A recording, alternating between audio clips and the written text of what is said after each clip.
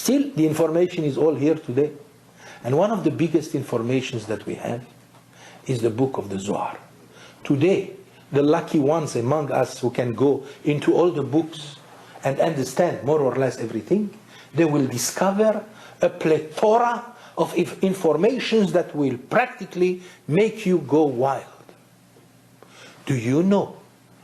One of the ugliest names of these days is Ben Laden. Right? Ben Laden. He's a cockroach that got up from where? I don't know from where he came.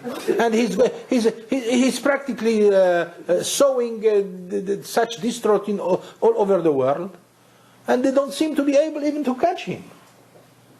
Unbelievable. Where did he come from, this guy? No way. He's hiding in some caves, in some mountains, and even the great America cannot find him.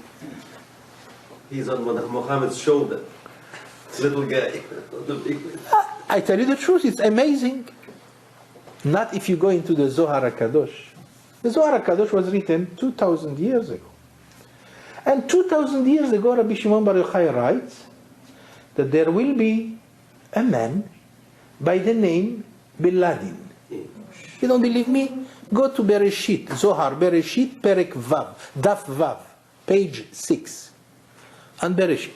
And you will see that there is going to be, at the end of times, there will be a man, a person. I mean not a man, he calls him a dog. Who was a dog in heaven, and he came down as a dog in order, and he took the shape of a human being, and his name is Ben Laden, and he is going to cause tumult all over the world. He will cause wars, and that is at the end of times, Acharit Hayamim. Now, go further to Parashat Vayera, in the Zohar HaKadosh, you will find there an extraordinary information. There will be two big buildings in the land of Edom, which today we relate the word Edom to America. And those are the biggest, the tallest buildings in the world. And they will be brought down completely. And that will be the sign of the beginning of tremendous wars that will end only in the coming of the Mashiach. Two buildings. Wow. You know, I'll tell you something. I think I already told you this, by the way. That 1 week before how do you call that? The World Center. World Trade Center. Those two great edifices of tremendous architecture. They were destroyed, I mean, in such a way that nobody still understands what happened.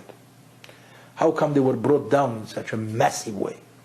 1 week before, one of the great rabbis in Israel, a Hasidic rabbi, an Admor, he came to visit the square Rebbe in Square, New Square.